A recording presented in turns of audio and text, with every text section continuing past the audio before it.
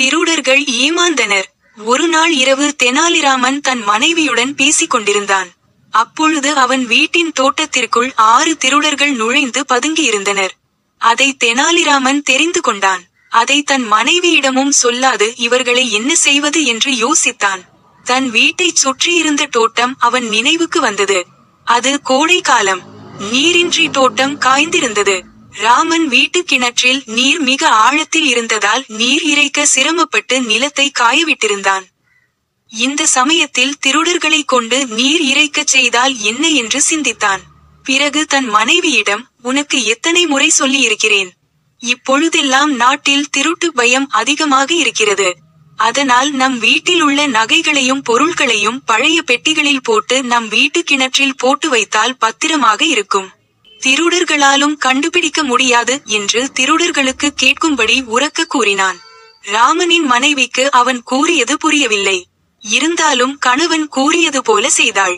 பழைய பெட்டிகளை எடுத்து அவற்றில் கற்களையும் மண்ணையும் அள்ளி போட்டு நிரப்பி நன்றாக மூடினர். பின் அவன் மனைவி மகனுடன் சேர்ந்து தூக்க முடியாமல் தூக்கி வந்து பெட்டிகள் ஒவ்வொன்றையும் கிணற்றினுள் பொத்தென்று போட்டனர். இதையெல்லாம் கேட்டும் பார்த்து கொண்டுமிருந்த திருடர்களுக்கு மகிழ்ச்சி நிலை கொள்ளவில்லை. பொன்னும் பொருளும் இருக்குமிடம் தெரிந்துவிட்டது. வெகு சுலபத்தில் எடுத்துவிடலாம் என்று காத்திருந்தனர். ராமனின் மனைவியும் மகனும் தூங்கிவிட்டனர். ராமன் தூங்குபவனை போன்று பாவனை காட்டினான். இதுதான் சமயம் என்று திருடர்கள் மறைவிலிருந்து வெளிப்பட்டு கிணற்றில் உள்ள ஏற்றத்தில் நீர் இறைக்க ஆரம்பித்தனர். 6 பேரும் மாறி மாறி நீரை இறைத்து கொண்டிருந்தனர். ராமன் யாருக்கும் தெரியாமல் கையில் மண்வெட்டியுடன் தோட்டத்திற்குள் சென்றான். தோட்டத்திலிருந்த கால்வாய்களை சீர் செய்து எல்லா பாத்திகளுக்கும் நீர் பாயும்படி செய்தான். பொழுது விடியும் நேரமாகிவிட்டது. அப்பொழுது கூட திருடர்கள் நீர் இறைத்து கொண்டே இருந்தனர். அச்சமயத்தில் ராமன் அவர்கள் முன் சென்று நின்றதும் திடுக்கிட்டனர். ஐயா, நீங்கள் இரவெல்லாம் தண்ணீர் இறைத்தது போதும்.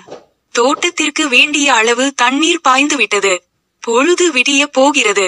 இனிமேலும் நீங்கள் இருந்தால் ஊரார் பிடித்து தண்டித்து விடுவர்.